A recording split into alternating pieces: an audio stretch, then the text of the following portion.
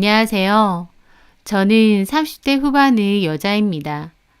IT 관련 회사를 작게 운영하고 있고 저보다 5살이 어린 남자와 결혼식을 올렸었습니다. 저의 경제력과 능력에 건실하고 잘생긴 연하 남편과 결혼까지. 주변에서는 저보고 참 부럽다는 소리를 많이 했었어요. 저도 모든 게 다 좋다고 생각했었습니다. 그런데 주변 사람들에게 부럽다는 소리를 들었던 제가 한동안은 어쩌다 그렇게 됐대라는 걱정을 가장한 가십거리의 주인공이 된 적이 있었어요. 참 기막히고도 어이없는 제 사연 들어보시겠어요? 소기업이긴 하지만 저는 제 회사를 운영하는 나름 잘 나가는 커리어 우먼이었습니다. 그전에도 남자친구를 몇 번 사귄 적이 있지만 결혼까진 성사되지 않았어요. 저도 결혼에 목마른 사람도 아니었고요. 그러다가 아는 후배의 소개로 그 남자를 만나게 되었어요. 이정민이라는 이름의 그 남자는 저보다 5살이 어렸습니다. 여태까지 연하는 만나본 적이 없어서 당연히 정민이도 크게 이성적인 감정은 없었어요. 그냥 가볍게 알고 지내는 사이 정도로만 지내고 싶었는데 생각보다 정미희는 저에게 적극적으로 대시를 하더라고요. 처음엔 좀 당황스러웠지만 싫지는 않았습니다. 제가 좋다고 적극적으로 저에게 다가오는데 재고 따지지 않는 그 모습이 좋더라고요. 이래서 연하남을 만나나 싶기도 했고요. 그렇게 저는 정민이와 사귀게 되었습니다. 정미희는 수도권 중상위권 4년제 대학을 나왔고 대기업에 다니고 있었어요. 정미희는 스스로 자부심이 많은 편이었습니다. 그 이유가 학비나 생활비도 집에 손 벌리지 않고 자기가 벌면서 학교를 다녔고 그렇게 아르바이트 하는 와중에도 열심히 공부하고 노력해서 지금의 본인이 됐다고 말했거든요. 정미희는 지방의 작은 어촌마을 출신이고 아버지랑 둘이서만 살았는데 집안 형편이 그닥 좋지 못했다고 했습니다. 아버지는 어부일을 하셨지만 알코올 중독이 심해서 배도 잘 안 타셨다고 했어요.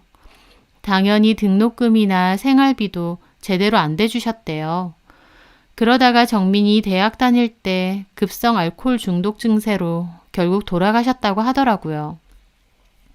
부모님도 없고 남겨진 재산도 없고 돈도 기댈 곳도 없어서 참 힘들었다는데 악착같이 돈 벌고 공부했었다면서 스스로가 참 기특하다고 했습니다. 저도 그 얘기를 들으니 정미희가 정말 대단하고 멋져 보이더라고요. 저보다 나이는 어리지만 배울 게 많은 사람 같았어요. 저는 상대적으로 집안 형편도 여유로웠고 아르바이트도 해본 적이 없었거든요. 정미희는 그런 저를 온실 속 화초라고 부르고 자기는 억척스럽게 자란 잡초라고 하더라고요. 하지만 그런 면이 오히려 정미희를 좀 더 남자답고 매력있게 보이게끔 했습니다.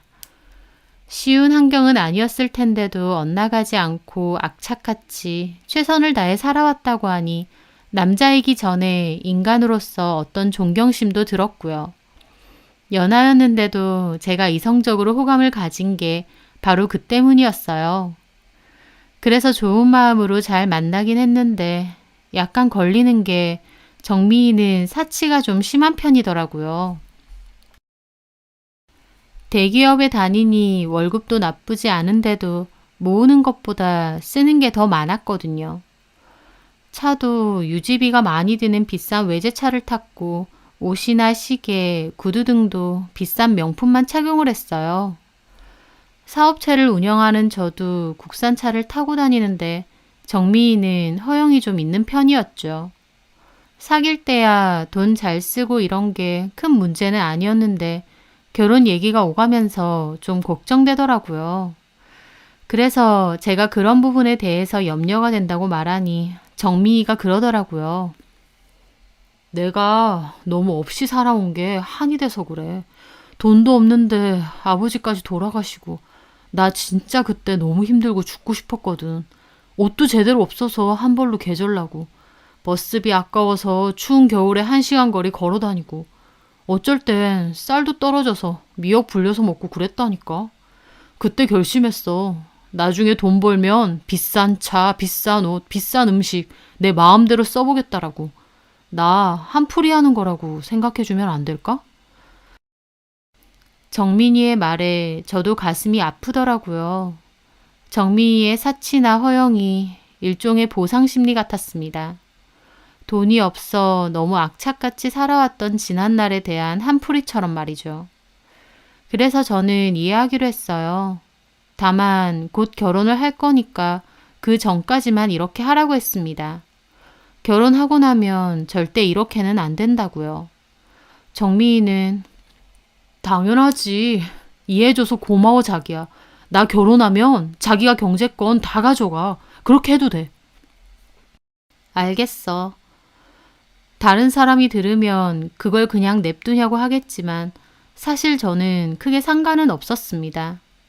제가 버는 것도 나쁘지 않았고 또 한풀이로 결혼 전까지만 저렇게 한다니까 이해한 거죠. 또 본인 것만 사는 게 아니라 제 것도 잘 사줬습니다. 저도 그런 게 고마워서 선물도 잘 사고 데이트 비용도 제가 많이 냈고요. 그렇게 저희는 결혼을 약속했는데요. 저희 집에서는 반대까진 아니지만 걱정이 좀 많으셨어요. 아무래도 정미인의 집 부모님도 안 계시고 대기업에 다니면 월급도 적지 않을 텐데 모아놓은 돈도 많이 없다는 게 너무 철없어 보인다고요. 저는 정민이가 살아온 얘기를 부모님께도 해드리고 결혼 후에는 절대 그런 일 없을 거라고 저랑 약속했다고 말씀드렸죠. 하지만 저희 부모님보다 저희 오빠가 특히나 정민 씨를 탐탁지 않게 생각했습니다. 네가 좋아 죽는다니까 나도 그냥 모른 척 하겠는데 솔직히 나는 게 별로야. 왜 그래 오빠? 대놓고 말해도 되냐? 너한테 빨대 꽂으려는 제비 같아. 무슨 말을 그렇게 해? 저는 오빠에게 화를 냈죠. 입은 살아서 말은 잘하는데 뭔가 실속도 없고 알맹이도 없어 보이고 오빠가 정민이를 보면 뭐 얼마나 봤다고 그러는 거야. 하여튼 내 보기엔 그렇다고. 너는 세상 물정 너무 모르고 순진해. 나 안 순진해. 순진한 사람이 어떻게 회사를 운영하니? 오빠가 정민이 잘 몰라서 그러는 거야. 좀 더 알게 되면 좋은 사람인 거 알게 될 거야. 그런 건 됐고 너, 네 통장, 네 돈이나 간수 잘해. 오빠는 끝까지 정민 씨를 못 믿어했습니다. 하나밖에 없는 여동생이고 워낙 아빠 같은 오빠여서 오빠가 그러는 것도 이해는 했어요. 어쨌든 저희는 그렇게 결혼식을 올리기로 했습니다. 그런데 결혼식 날짜를 점집에서 받아놨는데 정민 씨네 회사의 중요한 프로젝트 때문에 바로 신혼여행을 가기는 힘들 거라고 하더라고요. 그래서 저희는 결혼식 올리고 나서 2주일 정도 뒤에 신혼여행을 가기로 계획을 했습니다. 30대 후반에 하는 결혼이라 좀 늦은 감도 있었지만 결혼식을 준비하는 저는 몹시 설렜습니다. 각자 회사 일로 바쁜 와중에도 주말이나 쉬는 날에는 틈틈이 결혼 준비를 했습니다. 신혼집은 제가 혼자 살고 있는 집에서 시작하기로 했어요. 제가 혼자서 아파트에 살고 있었는데 평수도 작지 않고 신혼집으로는 손색이 없었죠. 가구나 가전제품도 다 있어서 정민이가 침대와 청소기, 식탁 등 필요한 것만 따로 들여놓기로 했습니다. 웨딩홀과 신혼여행, 청첩장, 드레스까지 모든 준비를 다 끝냈습니다. 정신없지만 행복하기도 하더라고요. 그렇게 결혼식 날이 되었어요. 저는 신부 대기실에 앉아 손님들을 맞이하고 있었습니다. 정미인에는 부모님도 돌아가셨고 친척들도 많지는 않아서 최대한 아는 지인들이나 친구들을 많이 부른다고 했었어요. 그래서인지 제 신부 대기실에도 모르는 분들도 들어오시더라고요. 저는 모르는 사람이 오면 정미인의 지인인가 보다 그냥 그렇게 여겼죠. 저도 너무 정신이 없었고요. 그러던 그 와중에 몹시 기분 나쁜 일이 생긴 겁니다. 사진 찍고 인사하느라 바쁜 도중이었어요. 웬 3명의 여자가 신부 대기실을 들어오더라고요. 그런데 신부 대기실로 들어올 때 제가 좀 놀랐던 게 그중 한 여자가 원피스를 입고 있었거든요. 그런데 옷 색깔이 엄청 연한 핑크색인 겁니다. 거의 하얀색에 가까울 정도의 핑크색이었어요. 보통 결혼식 올 때 신부를 위해서 너무 하얀색 옷은 피하지 않나요? 그런데 그 여자분은 옷도 그렇고 화장, 머리도 엄청 화려하게 하고 오셨더라고요. 신부인 저보다도 화려하게 보일 정도로요. 얼굴도 성형을 엄청 많이 해서 화려하게 생겼었고요. 저는 그 여자들을 힐끗 보고 남편 친구들인가 회사 동료들인가 생각하고 있었어요. 다 처음 본 얼굴들이었으니까요. 사진기사가 그 여자들에게 물었거든요. 신부랑 사진 찍으실 건가요? 아니요. 그 여자들은 신부 대기실은 왔지만 사진은 안 찍더라고요. 저를 보러 온 것 같았어요. 막 대놓고 저를 위아래로 훑어보고 자기들끼리 낄낄거리며 얘기하는 겁니다. 저는 순간 제가 무슨 동물원 원숭이라도 된 것 마냥 기분이 좋지는 않더라고요. 게다가 목소리가 어찌나 큰지 아니면 일부러 저 들으라고 한 건지 자기들끼리 하는 말도 저에게 다 들리는 거예요. 드레스 봐봐. 진짜 촌스럽다. 요새도 저런 거 입어? 약간 덩치가 있어서 저런 거밖에 안 맞을걸? 진짜? 나는 굽는 한이 있어도 살 빼고 말지 저런 건 절대 안 입을 거야. 저는 그 말에 너무 기분이 확 상했어요. 알지도 못하는 여자들인데 대놓고 키득거리며 저런 소리를 하더라고요. 저 사람들은 도대체 누군데 저렇게 무례할까 싶었습니다. 그 옆에 제 친구들도 있었는데 기분 나빠서 그 여자들을 빤히 쳐다보고 있는데도 아랑곳 않고 떠들더군요. 그 여자들은 그렇게 자기들끼리 한바탕 웃고 떠들더니 우르르 나갔습니다. 나가자마자 제 친구 하나가 저한테 와서 묻는 거예요. 저 여자들 뭐야? 아는 사람이야? 아니. 그럼 정민 씨 지인들이란 말이야? 남의 결혼식 와서 무슨 말을 저렇게 함부로 해? 그러게. 그리고 하고 온 것도 뭐야? 나는 저 여자 무슨 드레스 입고 온 줄 알았어. 왜 저러고 왔대? 도대체 정체들이 뭐야? 저도 기분이 너무 언짢았지만 곧 식이 시작이었고 계속 기분 나쁜 채로 있기 싫어서 그냥 웃으면서 참았어요. 그렇게 결혼식이 끝나고 2부 드레스로 갈아입은 저는 연회장에서 오신 분들께 인사를 하며 돌고 있었어요. 그 여자들도 테이블 하나에 둘러앉아 있더라고요. 저와 남편이 그 근처에서 친척분들께 인사드리는데 갑자기 그 여자가 남편 팔을 탁 치면서 아는 척 하는 거예요. 야, 이정민! 그래서 쳐다보니 남편도 좀 놀란 얼굴이더라고요. 아, 왔어? 바쁘다더니 진짜 왔네? 와야지. 다른 사람도 아니고 네 결혼식인데. 너 턱시도 입고 있으니까 완전 웃기다. 우리끼리 한참 웃었잖아. 쟤 왜 저러고 있냐면서. 아, 좀 어색하지? 어색한 정도가 아니야. 야, 그리고 너 무슨 이런 데서 결혼식을 하니? 밥도 완전 맛없고 진짜 촌스러워. 그래? 너무 어이없더라고요. 옆에 있는 저는 일부러 무시하는 척하면서 남편한테 그러고 있는 겁니다. 식장도 별로고 남편 턱시도도 웃기다느니. 대화 자체도 너무 기분 나빴지만 무엇보다 제가 없는 사람인 것처럼 자기들끼리 웃고 떠들고 있는 게 정말 기분 더럽더라고요. 저는 남편 팔을 좀 잡아당겼죠. 누구셔? 아까 신부 대기실에도 왔던데? 남편은 그 여자들이랑 신나게 떠들다 말고 그제야 제 존재를 상기한 듯 정색하며 소개하더라고요.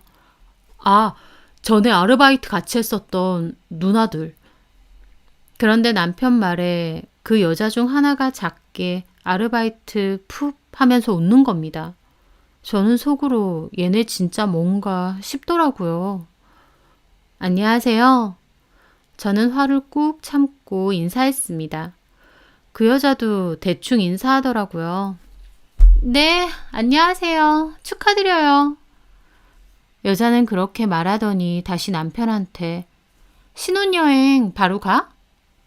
아니, 회사에 일이 있어서 2주 정도 뒤에. 그래? 내 선물 사와. 나 축의금 많이 넣었다. 아, 고마워. 밥 맛있게 먹고들 가. 남편은 그렇게 말하고 저를 데리고 그 자리에서 벗어났어요. 하지만 저는 기분이 너무 불쾌하더라고요. 내가 왜 가장 행복해야 될 내 결혼식에서 얼굴도 처음 본 저 사람들 때문에 이렇게 기분 나빠져야 되는지, 그렇게 한번 틀어진 기분은 쉽게 좋아지질 않더라고요. 어찌됐든 결혼식은 다 끝났고 저와 남편은 신혼집인 저희 집으로 돌아왔습니다. 오늘 수고했어, 자기야. 아까 그 여자들 뭐야? 제 물음에 남편은 모르겠다는 표정을 짓더라고요. 누구? 그 연핑크색 옷 입고 온 여자들 무리 말이야. 아르바이트에서 만난 사람들이라고? 무슨 아르바이트? 그리고 언제 쪽에 한 알바인데 아직까지 연락해? 남편은 그 말에 멋쩍게 웃더라고요. 아, 그 누나들. 나 전에 패밀리 레스토랑에서 알바했었다고 했잖아. 그때 친했던 누나들이야. 그게 언젠데? 좀 됐지. 근데 아직까지 연락해?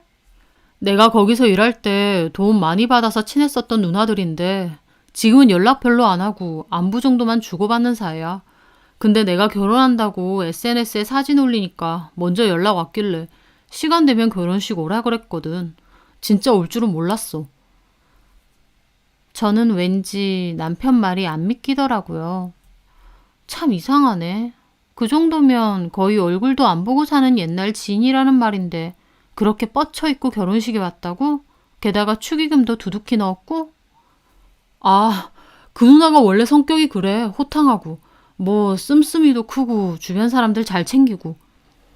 잘 챙기는 거 좋아하시네. 아까 신부 대기실 와서 뭐라고 한 줄 알아? 내 드레스 보고 촌스럽다느니 자기는 저런 거 안 입겠다느니.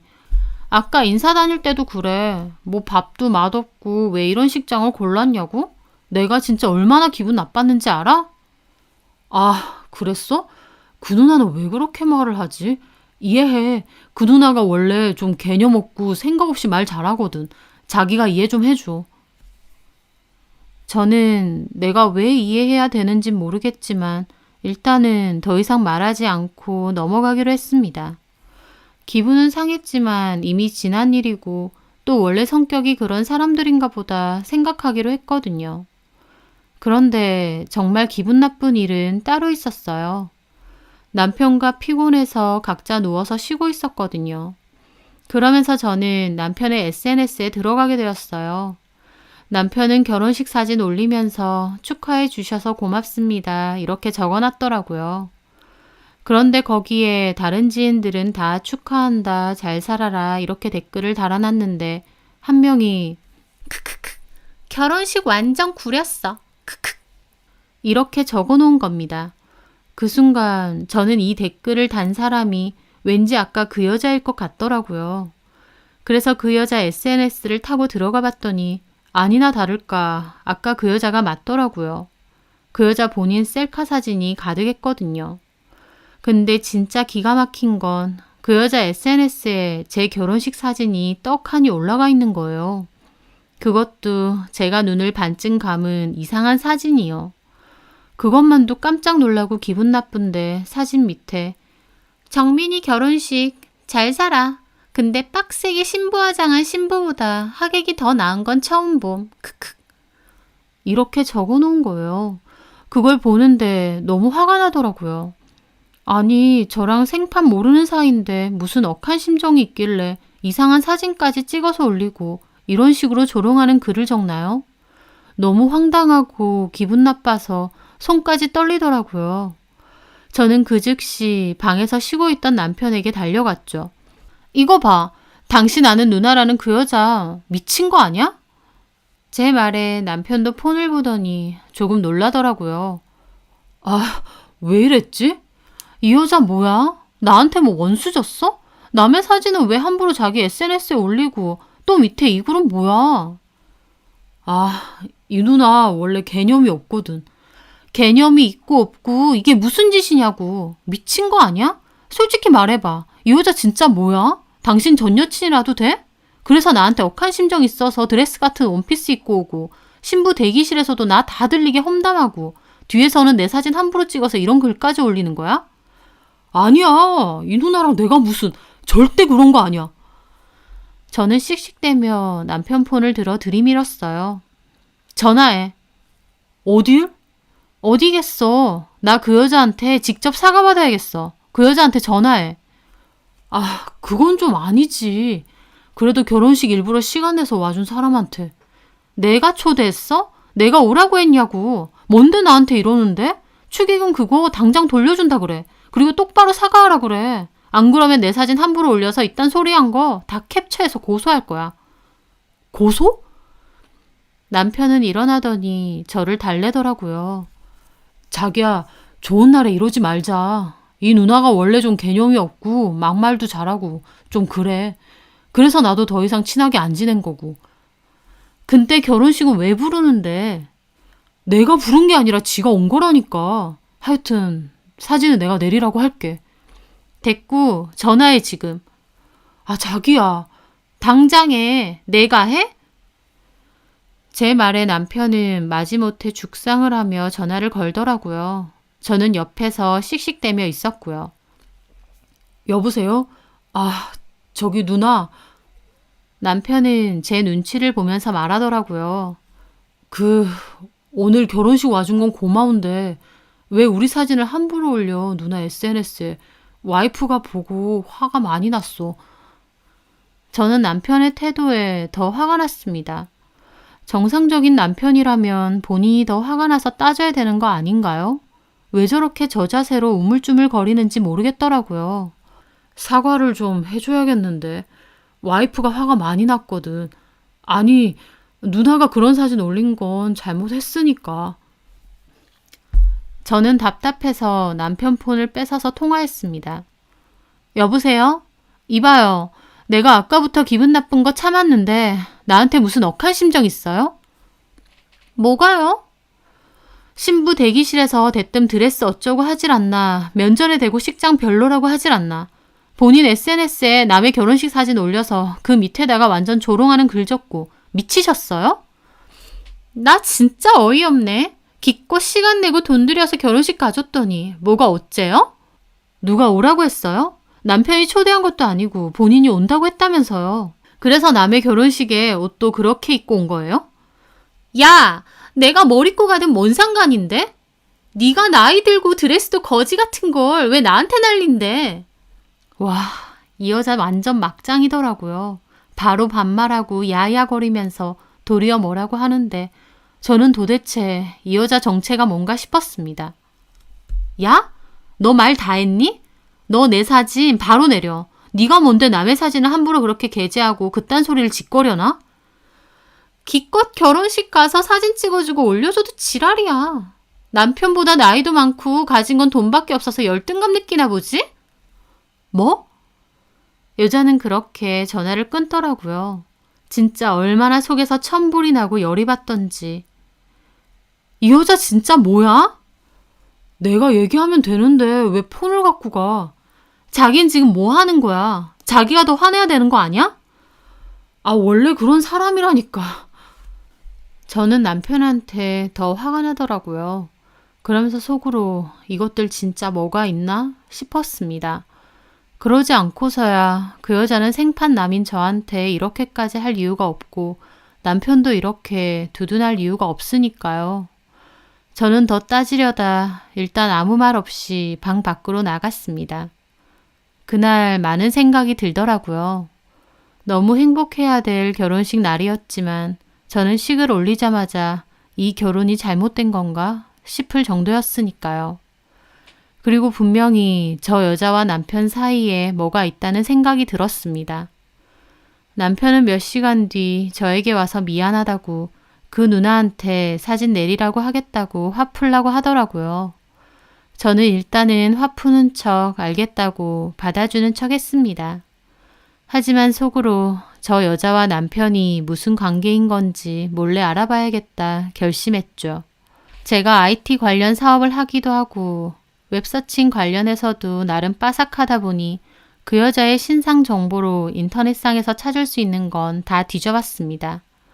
제가 알고 있는 건 그 여자 이름, 연락처, SNS 아이디였으니 그걸 이용해서 웹상에서의 그 여자의 활동 기록을 다 찾아본 거죠. 흔히들 해보는 구글링 같은 개념이지만 좀 더 딥하게 한 거였습니다. 그런데 그 과정에서 저는 예상치 못한 사실을 알게 되었습니다. 그 여자가 과거에 사용했고 지금은 안 쓰고 방치해두는 것 같은 SNS 계정을 찾아냈는데요. 그 SNS가 조건 만남이나 출장 마사지에 관한 불법적인 SNS였던 겁니다. 슬립에 가까운 야한 옷을 입고 각종 사진을 올려놨고 그 밑에 연락을 달라느니 하면서 전화번호도 있었고요. 댓글에는 미미 너무 예쁘다, 조만간 가게 한번 가겠다 등등의 댓글도 있었어요. 누가 봐도 이 여자는 업소 여자였고 댓글은 손님들의 댓글이었죠. 참 기가 막히더라고요. 어쩐지 명품 가방 들고 한껏 꾸미고 왔어도 말하는 것도 그렇고 감출 수 없는 저급함이 있더라니. 그 여자는 현재는 과거를 청산하고 메이크업 아티스트로 일하는 것 같았습니다. 자기 SNS에도 샵에서 일하는 사진 같은 것도 막 올려놨더라고요. 저는 그 샵에 전화를 걸어 그 여자로 예약을 했습니다. 직접 대면해서 물어볼 심산으로요. 그리고 예약 날짜에 맞춰 그 여자를 찾아갔죠. 제가 메이크업실에서 기다리고 있으니 그 여자가 들어오더라고요. 그 여자 처음에는 저를 못 알아보더라고요. 안녕하세요. 오늘 어디 가시나 봐요? 저는 그 여자를 빤히 봤습니다. 됐고요. 우리 할 얘기가 좀 있지 않나요? 제 말에 그 여자가 어리둥절하게 저를 보더라고요. 그러더니 혹시 정민이 와이프? 네. 제 말에 그 여자는 기막힌 표정을 짓더라고요. 지금 뭐 하는 짓이에요? 그때 일 따지려고 예약까지 해서 찾아온 거예요? 와, 쩐다 진짜. 내가 아무리 생각해도 이해가 안 돼서요. 뭐가요? 날 언제 봤다고 그딴 소리 짓거리는 것도 그렇고. 그래서 여기까지 찾아온 거예요? 정민이 무서운 여자랑 결혼했네. 그 여자는 자기가 더 빈정거리더라고요. 저도 스탠스를 바꿔 정색을 하며 말했습니다. 너 내 사진 내렸니? 어디다 대고 반말이야? 내 사진 그렇게 함부로 올린 거 고소되는 거 알아? 고소? 뭔 고소? 여자는 그러면서도 고소라는 말에 움찔하더라고요. 남의 사진 허락도 받지 않고 함부로 올리고 거기다가 조롱하는 글까지 적었지? 그거 다 고소돼. 그런 것도 모르고 일을 벌려? 제 말에 여자는 약간 움찔거리더라고요. 지우면 될 거 아니야. 아니, 내가 지우라고 분명히 경고했는데 안 지우고 아직까지 냅뒀나 본데 나 할 수 있는 고소 다 걸 거야. 와, 진짜 무섭네. 진짜 무서운 거 말해줄까? 아로하 마사지 미미씨? 그 여자는 제 말에 얼굴이 새하얗게 질리더라고요. 그러더니 주변을 막 살피는 겁니다. 어차피 방으로 된 개별 메이크업실이라 누가 듣고 있는 것도 아닌데요. 그걸 어떻게 알았어? 이 정도 아는 건 문제도 없지. 과거 청산하고 이 일 하나 본데 여기 원장님은 아시나 몰라. 제 말에 그 여자는 표정이 막 일그러지더니 그러더군요. 정민이한테 들었어? 저는 이건 또 뭔 소린가 했습니다. 남편도 그럼 이 여자가 과거에 그런 일을 했던 여자라는 걸 안다는 뜻이잖아요. 제가 가만히 있자 그 여자가 그러더라고요. 진짜 웃기네. 지 과거는 빼고 내 얘기만 했나 보지? 저는 순간 표정 관리도 안 되더라고요. 갑자기 남편의 과거라니요. 저는 그 여자에게 말했습니다. 무슨 과거? 몰라? 그럼 도대체 내 과거는 어떻게 알았대? 저는 그냥 거짓말로 말했습니다. 네 과거는 당연히 내 남편이 얘기해줬지. 원래 그렇고 그런 애라고. 뭐? 그따위로 말했다고? 이 새끼가 미쳤나 진짜. 근데 내 남편 과거가 뭔데? 제 말에 그 여자는 코웃음을 치며 말하더라고요. 남의 과거는 잘도 말하면서 지 과거는 말 안 했어? 웃기는 새끼네 그거. 말해 어떤 건지.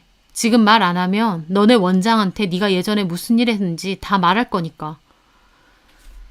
제 말에 그 여자는 뒤에 있던 소파에 앉더니 그러더라고요. 정작 남편에 대해서는 아무것도 모르네? 말하라고. 그래, 말해줄게. 서로 절대 말 안 하기로 해놓고 그 자식이 함부로 내 얘기도 하고 다녔는데 내가 못할 게 뭐 있어? 그쪽도 아무것도 모르는 게 불쌍해 보여서 내가 얘기한다. 대신 원장한테는 아무 말도 하지 마. 알았으니까 말하라고. 네 남편 이정민 노래방 도우미 출신이잖아. 2차도 나가는. 그 여자는 아무렇지도 않게 말했습니다. 하지만 저는 그 말을 듣는데 하늘에서 날벼락이 치는 기분이었어요. 단순히 남편과 이 여자가 무슨 관계가 있는 건가 싶어서 온 건데 갑자기 남편이 과거에 2차까지 나가는 노래방 도우미 출신이라뇨. 뭐? 완전 몰랐나 보네. 그것도 말 안 하면서 내 얘기는 어떻게 했대? 나 걔랑 가게에서 만났어. 내가 걔 손님으로. 뭐 그때 친해져서 걔도 우리 가게 몇 번 놀러 왔고. 저는 입이 안 다물어지더라고요. 돈 없는 게 한이 돼서 악착같이 일하고 공부하며 살아왔다던 내 남편이 알고 보니 과거에 유흥업에 종사했었다는 겁니다. 정민 씨가 그런 일을 했다고? 말도 안 되는 소리 하지 마. 진짜 어이없다. 걔 그 일 엄청 오래 했거든? 대학교 1학년짜리가 돈 벌려고 그런데 기웃거렸으면 말 다 했지. 걔 제법 에이스였고 지명 손님도 많았어. 근데 그 와중에도 악착같이 공부해서 좋은 회사 취업까지 하대? 나 그거 보고 진짜 지독한 놈이구나 했지. 과거 청산하려고 기를 쓰는구나 싶고. 근데 집어를 걔 못 준다는 말 있지? 아무리 착실하게 회사 다녀도 그 월급으론 성이 안 차나 봐. 최근까지도 한 번씩 알바로 도우미를 한다던데? 저는 그 말에 또 한 번 입이 떡 벌어졌습니다. 과거의 일이 아니라 지금까지도 진행형이라뇨. 지금도? 그래. 걔 쓰는 거 보면 몰라? 아무리 대기업 다닌데도 그게 감당이 되겠냐고. 언니, 결혼한 남편에 대해서 진짜 몰라도 너무 모른다. 저는 눈앞이 캄캄해졌습니다. 제가 혼란스러워하자 그 여자는 저를 비웃더라고요. 지 남편에 대해서는 하나도 모르면서 내가 그거 몇 마디 했다고 나 고소한다고? 와, 진짜 헛똑똑이네. 어쨌든 난 얘기 다 해줬으니까 원장한테 쓸데없는 소리 하지 마. 그 여자는 그렇게 말하고는 방을 나갔습니다. 저는 머리가 너무 어질어질해서 도저히 일어날 수가 없겠더라고요. 내가 알던 남편의 모습은 뭐였나 싶었습니다. 학교 다니면서 학비와 생활비가 없어서 안 해본 아르바이트가 없다고 했었습니다. 식당, 카페, 영화관, 어쩔 땐 타일 조수하고 공사 현장 가서 날일도 했다고 했어요. 제가 알던 남편은 돈은 없지만 스스로를 포기하지 않고 악착같이 최선을 다해 살았던 그런 멋진 사람이었습니다. 나이는 어리지만 사회 경험도 많고 그만큼 제가 배울 것도 많은 그런 사람이요. 그런데 이제 와서 보니 전혀 아니었습니다. 대학교 1학년 그 어린 나이에 그런 유흥업에 종사하면서 술 팔고 몸 팔면서 쉽게 돈을 벌어왔고 아직까지도 쉽게 버는 돈의 맛을 잊지 못해 몰래 도우미 아르바이트를 하는 그런 남자였죠. 그런 남자와 단순히 연애도 아니고 결혼식까지 올리다니 제 발등을 찍어도 제대로 찍었다 싶었습니다. 한편으론 믿고 싶지 않았어요. 저 여자가 제가 이렇게 찾아오니까 억한 심정에 말을 꾸며낸 게 아닌가 싶었습니다. 그렇게라도 믿고 싶더라고요. 그렇지 않으면 저런 남자를 믿고 결혼식까지 올린 제가 너무 한심스러웠거든요. 저는 비틀거리며 그 샵을 빠져나왔습니다. 너무 혼란스럽더라고요. 그리고 밖에서 폰을 꺼냈어요. 사실 그 여자 기다리면서 폰의 녹음 버튼을 켜놨었거든요. 뭐라고 할지 다 녹음하겠다는 생각으로요. 처음엔 제가 모르는 남편과 그 여자와의 내연 관계 같은 게 있나 했어요. 그런데 제 생각보다 훨씬 충격적인 남편의 과거가 있었던 겁니다. 저는 그 길로 남편 회사로 찾아갔어요. 그리고 남편에게 잠깐 나오라고 했습니다. 남편은 제 목소리를 듣고 심상치 않다는 걸 느꼈는지 일하는 도중에 나왔더라고요. 인근 카페에서 물을 마시며 초조한 기분으로 기다리고 있으니 남편이 왔어요. 무슨 일이야? 남편 얼굴을 보는데 참 뻔뻔하다 싶더라고요. 저는 물어봤습니다. 내가 지금 어디 갔다 왔는 줄 알아? 어디 갔다 왔는데? 그때 내 결혼식에서 막말한 그 여자, 메이크업이라지? 그 샵에 갔다 왔어.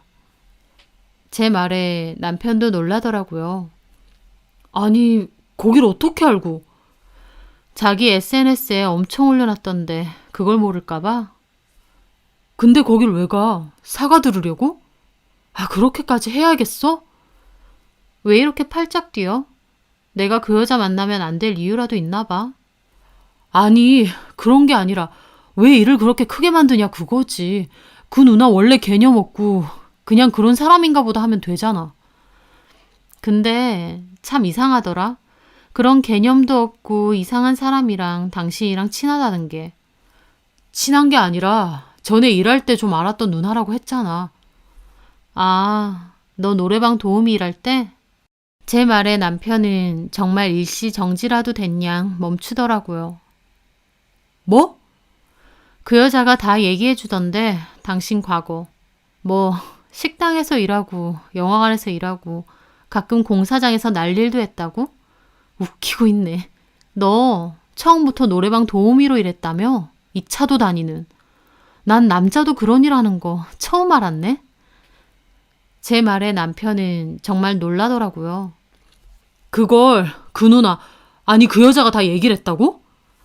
그래. 애초에 그 여자도 없어 여자고 당신이랑 만난 것도 노래방에서 만난 거라며? 나 진짜 어이가 없네. 그렇게 살아놓고 나한테는 세상 건실하고 열심히 산 척한 거야? 아, 열심히는 살았네. 그런 쪽으로. 남편은 막 어쩔 줄을 몰라 하더라고요. 그런데 그 모습조차도 저한테 뭐라고 변명할까 머리를 굴리는 것 같았죠. 그래놓고 기껏 한다는 소리가 몇 번 안 나갔어. 돈이 된다고 하니까 유혹에 넘어가서 몇 번 안 했다고. 웃기지 마. 최근까지도 아르바이트 삼아 했다며. 당신 월급으로도 당신 씀씀이가 감당이 안 돼서. 제 말에 남편은 또 입이 떡 벌어지더라고요. 그런 소리까지 했어? 그 기집애가? 이제 아예 대놓고 그 기집애라고 하더라고요. 저는 진짜 여기서 밑바닥 다 나온다 싶었습니다. 그런 과거를 속여?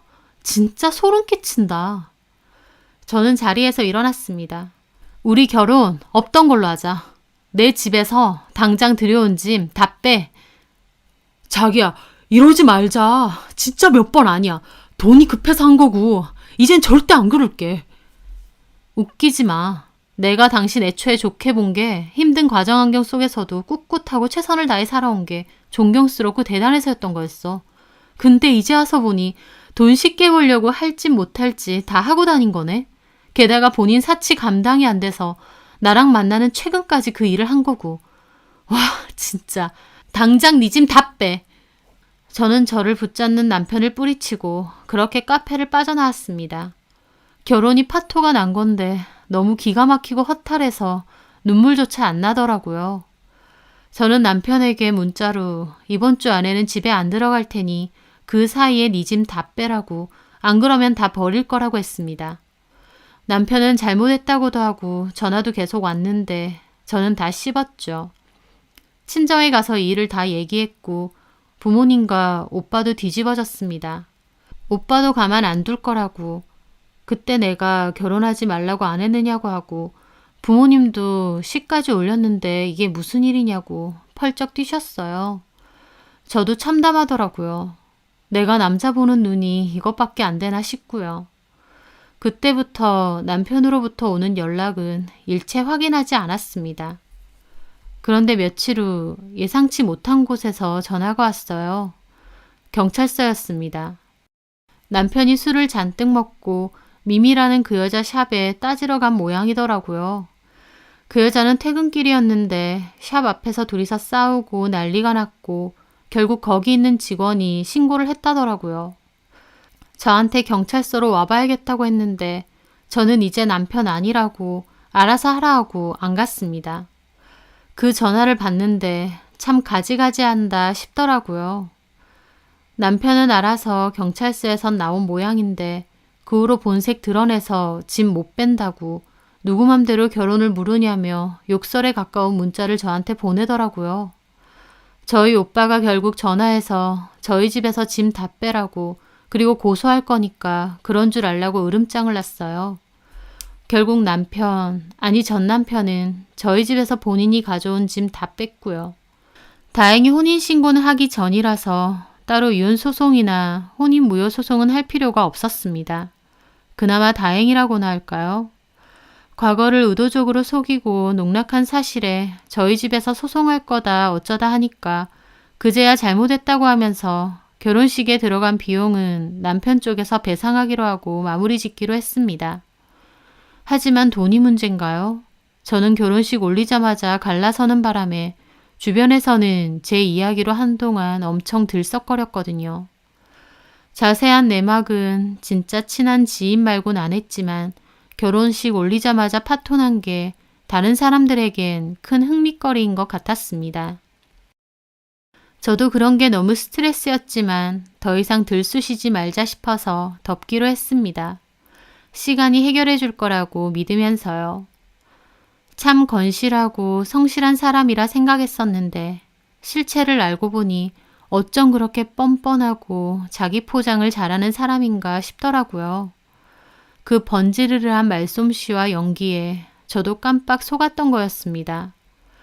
그런 것들이 여자들 비위 맞춰주고 돈 벌면서 배운 것들이라 생각하니 더 열받더라고요. 어찌됐든 저는 그 남자와 끝났고 제가 올린 결혼식은 하나의 웃지 못할 해프닝이 되었습니다.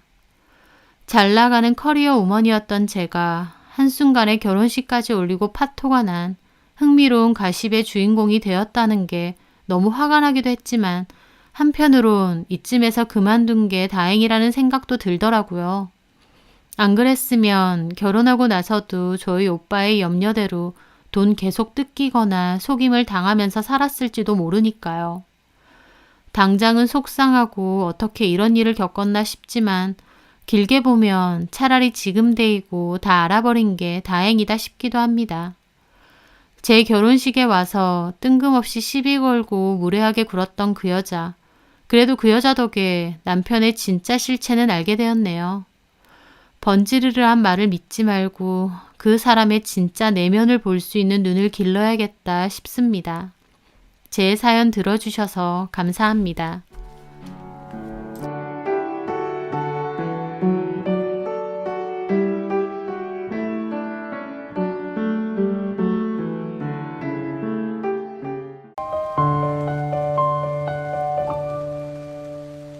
제게는 15년을 함께한 제 분신과도 같은 친구 장민지가 있었습니다. 그리고 누구보다 저를 사랑한다고 믿었던 다정한 남편도 있었죠. 그맘때 저는 뱃속에 첫 아이까지 품은 세상에서 가장 행복한 여자였습니다. 하지만 그 모든 행복이 산산조각 났던 일이 있었습니다. 그때 저는 며칠간 잠 못 이루며 고민 끝에 저희 집에 작은 가정용 CCTV를 설치했습니다. 과연 내 눈앞에 어떤 진실이 펼쳐질까 심장이 터질 것 같았죠. 그리고 제가 그토록 보고 싶지 않았던 그러나 이미 마음 한구석에선 예감하고 있었던 그 충격적인 장면이 펼쳐졌습니다. 남편과 제 친구 장민지가 저희 신혼집 소파에서 뒹굴고 있었거든요. 그걸 보는 저는 온몸의 피가 차갑게 식었습니다. 분노를 넘어선 처절한 배신감에 눈물이 뺨을 타고 흘렀죠. 당장 달려가 이게 무슨 짓이냐고 따져야 했지만 저는 그러지 않았습니다. 그걸 보는 순간 제 안에선 차가운 결심이 섰거든요. 이대로 달려가서 다 쥐어뜯고 끝낼 수는 없어. 내가 할 수 있는 가장 잔인한 복수를 하겠어. 라고요. 지금도 그때 당시를 생각하면 심장이 내려앉고 온몸이 떨립니다. 하지만 저는 제 선택을 후회하지 않아요. 아마 다시 그 순간으로 돌아간다고 해도 저는 똑같이 행동할 겁니다. 제 평온했던 일상을 지옥으로 밀어넣은 그 인간들에게는 그 정도의 대가도 부족하니까요. 저에게 그날 어떤 일이 있었는지 그 이야기를 지금부터 차근차근 들려드리려 합니다. 제게는 15년을 함께한 제 분신과도 같은 친구 장민지가 있었습니다. 민지와 저는 고등학교 시절부터 같은 동네에 살았고 단짝이었어요. 사는 집도 걸어서 5분이면 닿을 정도로 가까웠죠. 수줍음 많고 내성적이던 저와 달리 민지는 활기차고 사람들을 이끄는 매력이 있는 아이였어요. 저는 그런 민지를 참 많이 좋아했습니다. 그리고 집이 가까웠기에 민지의 어머니와도 가깝게 왕래하고 지냈어요. 민지는 엄마 얘기는 자주 해도 아빠 얘기는 거의 하지 않았어요. 아빠가 집에 자주 들어오지도 않는다고 했고 이대로 안 들어왔으면 좋겠다는 얘기도 곧잘 했죠. 민지는 아빠에 대한 미움과 분노가 굉장히 컸습니다. 그럴 수밖에 없었어요. 민지 아빠는 가정은 나몰라라 하고 밖으로 돌고 외도도 하고 하여튼 민지와 민지 어머니에게는 없는 게 나을 정도의 사람이었거든요. 특히 민지 어머니의 상처가 참 많으셨죠. 민지가 구구절절 말하진 않았지만 저도 어느 정도 알고는 있었습니다. 그러던 어느 늦은 밤이었어요. 제 방에서 공부를 하고 있는데 현관문이 부서져라 두드리는 소리가 들렸습니다. 깜짝 놀라 나가보니 문 밖에는 잠옷바람으로 뛰쳐나온 민지가 엉엉 울며 서 있었죠. 저는 너무 놀랐는데 민지가 하는 말이 아빠가 엄마를 때린다고 와서 자기 엄마를 좀 도와달라는 거예요. 상습적으로 외도를 저지르는 민지네 아빠가 오랜만에 집에 왔는데 술을 잔뜩 먹고 주사를 부렸대요. 게다가 또 외도를 저질렀고요. 참다 못한 민지 어머니가 이제 그만 살겠다고 하면서 민지와 함께 집을 나가려고 하셨대요. 그랬더니 이성을 잃은 아버지가 폭력을 휘두른 것이었습니다. 민지의 말에 저희 부모님도 잠옷바람으로 뛰쳐나와 민지를 부둥켜 안고 다독이셨죠. 그리고 민지네 집으로 다 같이 갔습니다. 민지네 집에선 고함 소리와 함께 부서지는 소리가 들렸고 저희 아빠가 가서 민지 아버지를 뜯어 말렸어요. 저희 엄마는 경찰에 신고를 했고요. 그렇게 저희 엄마는 피투성이가 된 민지 엄마를 부축해서 데리고 나왔고 나중에 경찰이 와서야 겨우 일단락이 되었습니다. 그날 밤 민지는 저희 집에서 같이 잤는데 몸을 벌벌 떨며 말했습니다. 바람 피우는 것들은 인간도 아니야. 난 결혼 안 할 거야. 우리 엄마처럼 살기 싫어. 남자도 못 믿겠고. 아빠 때문에 우리 가족 전부 다 지옥이야. 나는 그 누구한테도 상처 주지 않을 거야. 저는 그런 민지를 위로하며 함께 분노하고 안타까워했습니다.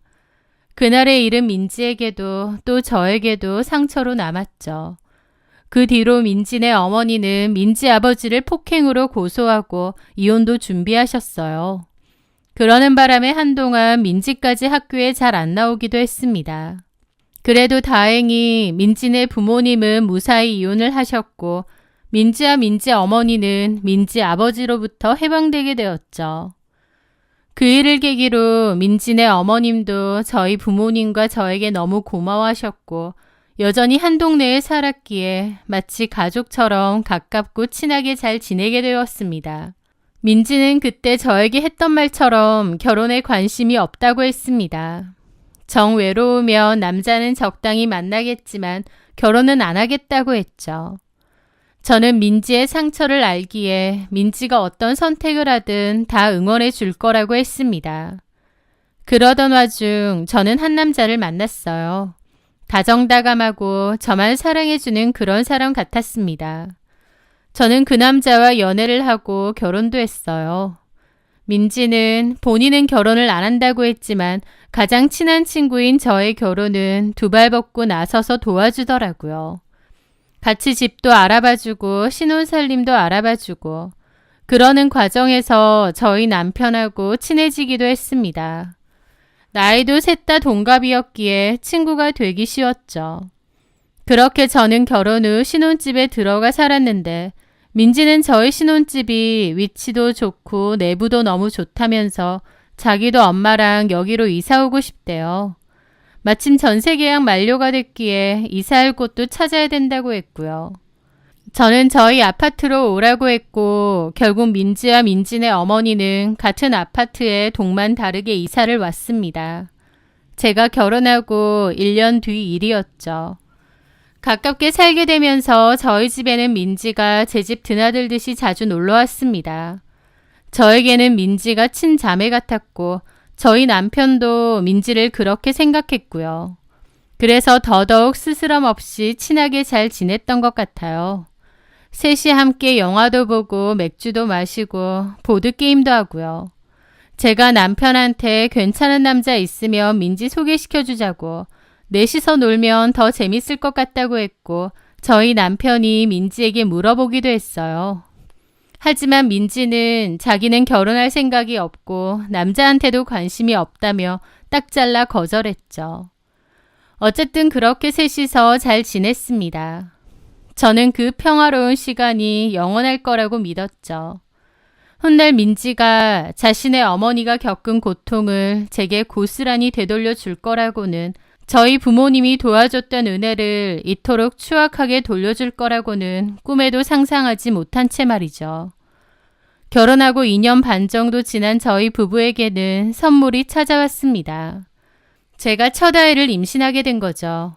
남편은 뛸 듯이 기뻐했고 민지도 몹시 기뻐하면서 자기가 이모가 되어줄 거라고 했습니다. 그리고 민지는 제게 예쁜 아기 신발을 선물하기도 했어요. 저는 조금씩 커져가는 배를 보며 세상의 모든 행복을 다 가진 것 같았습니다. 하지만 의심의 시작은 아주 사소한 것이었습니다. 하루는 제가 평소보다 일찍 집으로 왔는데 1층 공동현관으로 들어서려는 찰나 갑자기 민지가 확 나오는 거예요. 민지야. 그러자 민지는 저를 보고 흠칫 놀라더라고요. 우리 집 온 거야? 밥이나 먹을까 하고 왔다가. 그래? 연락하지. 나 이 시간에 퇴근 잘 안 하는 거 알잖아. 아, 그렇지. 내가 그냥 별 생각 없이 왔네. 민지는 이상할 정도로 당황하더라고요. 집에 남편 있을 텐데 초인종 눌러봤어? 아니, 그냥 가려다가 아무리 너랑 친해도 신혼집에 함부로 오면 안 되겠다 싶어서 그냥 가려던 거야. 왔다가 그냥 간다고? 왔으면 밥 먹고 가. 아니야, 나 그냥 가봐야겠다. 엄마 전화도 왔고. 갈게. 그러면서 허둥지둥 가는 겁니다. 갑자기 연락도 없이 왔다가 그냥 갔다니. 뭔가 좀 이상하긴 했는데 그래도 별로 대수롭지 않았어요. 그런데 얼마 뒤 또 다른 일이 있었습니다. 그맘때 결혼기념일을 며칠 앞두고 있었는데요.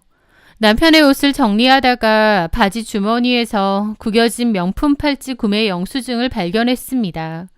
꽤 고가의 제품이었죠. 저는 당연히 저를 위한 서프라이즈 선물이라고 생각했습니다.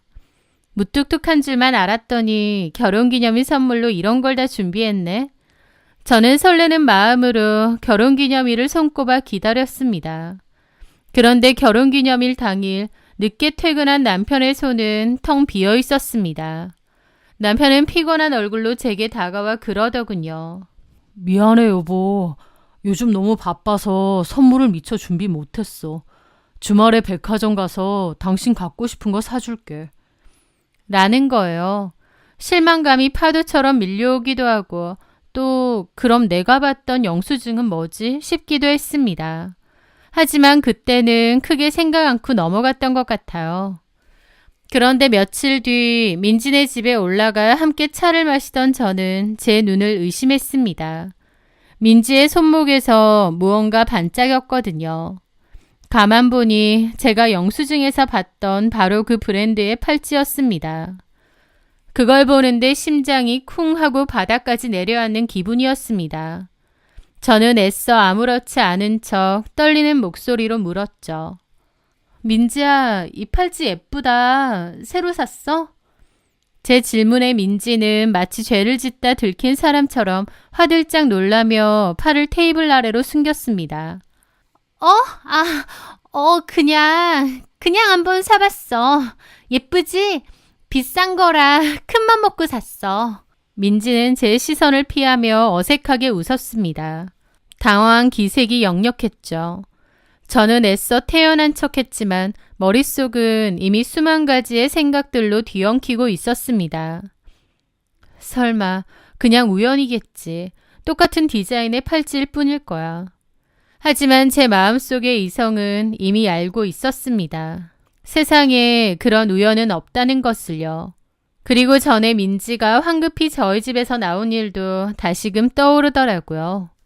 그때 말도 앞뒤가 안 맞고 아무리 친구 집이라지만 그렇게 연락도 없이 왔다가 그냥 간다는 게 이상했거든요. 남편하고 민지가? 라는 의심이 자꾸만 속에서 생겨났습니다. 그날 이후 제 세상은 이전과 완전히 달라졌습니다. 모든 것이 의심스러웠던 거죠.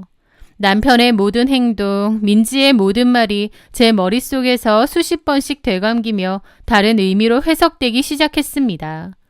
그리고 그맘때 남편은 부쩍 야근과 회식이 잦기도 했습니다. 예전 같으면 오늘도 늦어? 힘들겠다. 라며 걱정부터 했겠지만 이제는 설마 민지와 함께 있었던 걸까? 라는 의심이 먼저 드는 거예요. 하루는 밤늦게 술에 취해 들어온 남편의 셔츠깃에서 여자 향수 냄새가 희미하게 풍겨왔습니다. 심장이 철렁 내려앉아 누구와 있었냐고 묻자 그는 뭔 소리야. 회사 여직원들이랑 같이 있었는데 그 직원들 향수 냄새겠지. 라며 오히려 황당하게 보더라고요. 그 뻔뻔한 태도에 저는 더 이상 아무 말도 할 수 없었지만 제 마음속에서는 의심이 계속 커져갔습니다. 그리고 그때쯤엔 유달리 남편의 태도도 냉랭해졌습니다. 뱃속에 아이가 자라는 것을 느끼며 제 배를 어루만지던 손길도 사라졌죠. 제가 그의 손을 끌어다 제 배 위에 올려놓으면 마치 숙제를 하듯 마지못해 몇 번 쓰다듬어 주다가 이내 피곤하다는 핑계로 손을 빼곤 했어요. 남편의 태도가 너무 달라졌기에 상처도 많이 받았고 또 한편으론 남편이 뭔가를 나를 속인다는 확신이 생기기도 했습니다. 그리고 공교롭게 남편만큼 민지도 너무 이상했죠. 하루에도 여러 번 연락 오고 저희 집도 자주 놀러 오던 애였는데 그때쯤 제 전화를 피하거나 바쁘다는 핑계로 끊어버리기 일쑤였습니다. 아파트에서 산책하다가 우연히 마주치기라도 하면 전과 달리 숨막히는 어색함까지 흐르는 겁니다. 15년간 단 한 번도 어색한 적이 없었던 저희 사이에 알 수 없는 벽이 생긴 것 같았는데요. 제가 느끼기론 민지가 저에게 뭔가를 잘못하고 있고 그래서 저를 의도적으로 피한다는 생각이 들더군요. 민지는 그때쯤 한 번씩 만나도 제 눈을 똑바로 쳐다보지 못했고 날씨 이야기 같은 얘기를 하는 등 어색한 침묵을 메우기 바빴거든요.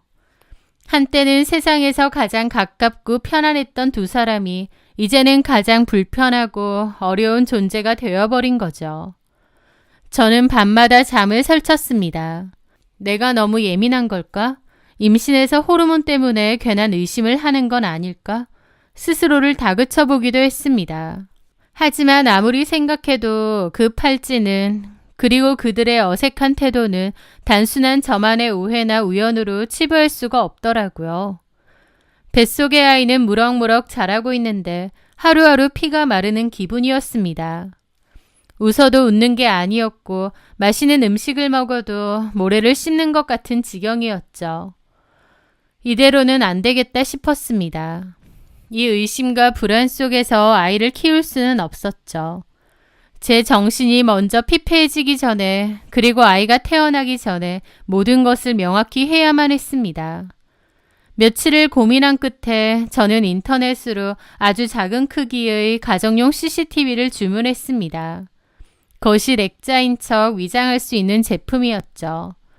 그런 것까지 설치해야 한다는 사실이 너무 비참했지만 남편과 민지가 저를 속이고 있다는 확신이 들었기 때문에 증거를 잡아야 했습니다. CCTV를 설치하고 며칠이 지난 주말이었습니다. 저는 일이 있다는 거짓말을 하고 아침 일찍 집을 나섰습니다. 현관을 나서기 전 저는 아무것도 모르는 척 웃으며 남편에게 말했습니다. 여보, 나 오늘 늦게 들어올 것 같으니까 알아서 밥 시켜 먹고 있어. 저녁 8시쯤 올게. 남편은 알겠다며 제 이마에 입을 맞춰주었습니다. 그 위선적인 입술의 감촉에 속이 울렁거렸습니다. 저는 근처 카페 창가에 자리를 잡고 앉았습니다. 그리고 떨리는 손으로 휴대폰의 CCTV 앱을 켰습니다. 과연 내 눈앞에 어떤 진실이 펼쳐질까 심장이 터질 것 같았죠. 남편은 제가 나가고 얼마 지나지 않아 누군가에게 톡을 보내는 듯 했어요. 그리고 얼마 지나지 않아 누군가 집으로 들어왔습니다. 예상했던 대로 민지였어요. 민지는 너무나도 익숙하게 비밀번호를 누르고 저희 집으로 들어왔습니다. 아무리 가까이 살고 친하다고 해도 저희 집 비번까지 알려주진 않았는데 아마 남편이 가르쳐준 모양이었죠. 기가 막혔습니다. 설마 했는데 그 둘이 정말 그런 사이였으니까요. 저는 이를 아득바득 깔며 그걸 다 지켜보았습니다. 거실에 들어선 민지는 주변을 한번 쓱 둘러보더니 남편에게 다가가 허리를 감싸 안았습니다. 가슴이 철렁하더라고요. 이것들이 정말 주먹이 부들부들 떨렸죠. 그리고 제 남편과 제 친구 민지는 익숙한 듯 소파 위에서 엉겨 뒹굴었습니다. 저의 신혼집에서 남편과 가장 친한 친구인 민지가 버젓이 불륜을 저지르고 있었던 거죠. 온몸의 피가 차갑게 식었습니다. 분노를 넘어선 처절한 배신감에 눈물이 뺨을 타고 흘렀어요. 당장이라도 달려가 두 인간의 머리채를 잡고 흔들고 싶었지만 이를 악물고 참았습니다. 저는 휴대폰 화면을 캡처하고 영상도 녹화 저장했습니다. 아버지의 외도로 평생 고통받았고 결혼도 하지 않을 거라던 민지. 그 민지가 다름 아닌 저에게 이런 큰 상처를 준다는 게 믿기지가 않더군요. 게다가 제 가장 친한 친구인 걸 알면서 민지와 그것도 저희 집에서 버젓이 놀아나고 있는 제 남편. 제가 지금 달려가서 그것들 머리채 잡아봐야 저만 속이 터질 것 같더라고요. 저는 그들에게 제가 할 수 있는 가장 잔인하고 완벽한 복수를 선물해야 했습니다. 그들이 제게 준 고통을 수십 수백 배로 지금 당장 되돌려주고 싶더군요. 저는 떨리는 손으로 민지 어머니께 먼저 전화를 걸었습니다. 그리고 최대한 아무렇지 않은 척 밝고 상냥한 목소리를 연기하며 말했습니다. 아주머니, 저 선영이에요. 선영아. 다름이 아니라 제가 어머니랑 챙겨드리려고 빵을 좀 만들었는데요. 민지한테 챙겨가라고 연락하니까 전화를 안 받네요. 밖에 놔두고 와서 이 날씨에 쉴 것 같기도 한데 혹시 괜찮으시면 오셔서 좀 들고 가실 수 있으세요? 비번은 제가 알려드릴게요. 아휴, 애까지 가져서 힘든데 뭘 그런 걸 만들었어. 제가 빵 만드는 걸 좋아하잖아요. 저희 것 먹는 김에 넉넉히요. 네가 만든 빵 맛있지. 나는 빵집 빵보다 네가 만든 게 훨씬 맛있더라. 하여튼 고마워. 근데 민지애는 아까 어디 나가던데 전화를 안 받아? 네. 어디 갔지? 어쨌든 알았다. 한 10분 뒤에 찾으러 갈게. 네. 제가 비밀번호는 문자로 보내놓을게요. 집에 사람도 없나 본데 함부로 들어가도 되나 몰라. 남편도 집에 없어? 제가 알려드린 건데 들어오셔도 되죠. 하여튼 문자로 비번 보내놓을게요. 그렇게 저는 민지 어머니께 말씀을 드린 후 이번에는 제 시어머니께 전화를 걸었습니다. 어머님은 어쩐 일이냐고 했고 저는 어머님께는 지금 상황을 있는 그대로 말씀드렸습니다. 저희 집에 지금 남편이 다른 여자랑 같이 있는 것 같다고요. 어머님은 화들짝 놀라시더라고요. 뭐라고? 그게 무슨 말도 안 되는 소리야. 집에 다른 여자가 와 있다고? 네, 저랑 지금 같이 가주실 수 있으시죠? 너는 지금 어딘데? 저 지금 아파트 앞 카페예요. 심장도 너무 떨리고 제 눈으로 직접 보면 아이 잘못될지도 몰라요. 그러니까 어머님이랑 아버님이 지금 당장 저희 집으로 좀 와주세요. 세상에 이게 다 무슨... 일단 알겠다. 지금 출발해봐. 그렇게 저는 저희 시부모님과 민지네 어머니를 제 집으로 불러 모았습니다. 휴대폰 화면 속에서는 여전히 두 인간이 뒤엉켜 있었고 저는 이를 바득바득 깔며 지옥의 문이 열릴 시간만을 기다렸습니다. 저는 일단 집으로 향했고 복도에 섰습니다. 저 현관문 너머로 제 남편과 제 가장 친한 친구가 뒹굴고 있다고 생각하니 속에선 천불이 올라왔습니다. 당장이라도 문을 열고 들어가 그것들 요절을 내고 싶었죠. 하지만 참았습니다. 그렇게 끝내기에는 너무 억울했으니까요. 그렇게 시간이 좀 지났을까 엘리베이터 소리가 들렸고 문이 열렸습니다. 보니까 저희 시부모님이시더라고요. 제 전화를 받고 헐레벌떡 오신 모양이었습니다. 저는 계단에서 복도로 나갔죠. 어머님은 저를 보고 놀란 눈치였습니다. 오셨어요? 지금도 안에 있어? 네. 이게 무슨 일이라니. 일단 들어가자. 잠시만요. 저는 민지 어머니에게 다시 전화를 했습니다. 아주머니 집에 가셨나요? 지금 거의 다 와가. 네, 저도 생각보다 일이 빨리 끝나서 지금 집 앞에 왔거든요. 아, 그래? 나도 이제 엘리베이터만 타면 된다. 그렇게 전화를 끊자 어머님이 물어보시더라고요. 누구야? 남편이 집으로 부른 상간녀 엄마요. 뭐라고? 잠시 후 엘리베이터가 도착했고 민지 어머니도 내렸습니다.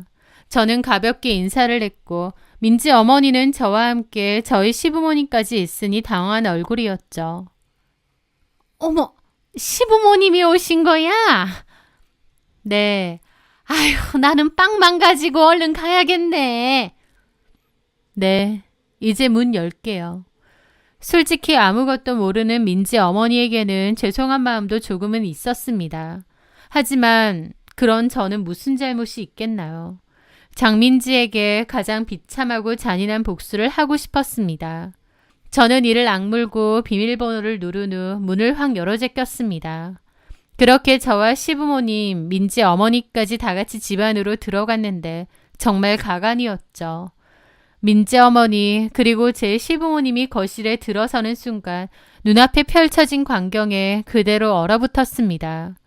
거의 헐벗은 차림의 제 남편과 속옷 차림이나 다름없었던 민지. 소파 위에서 뒤엉켜 있던 남편과 민지는 도어락 소리를 들었지만 미처 몸을 피하지 못한 것 같았습니다.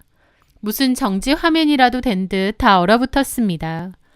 저는 CCTV 화면으로 그 둘이 그러고 있는 걸 이미 확인했지만 실제로 눈앞에서 보니 그 충격이 어마어마하더라고요.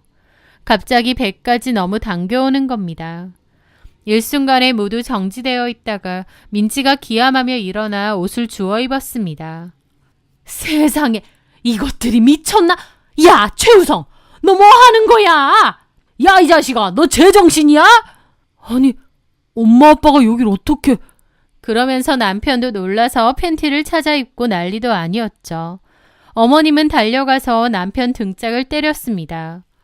너 미쳤어? 아니, 엄마가 여기 왜 있냐고요?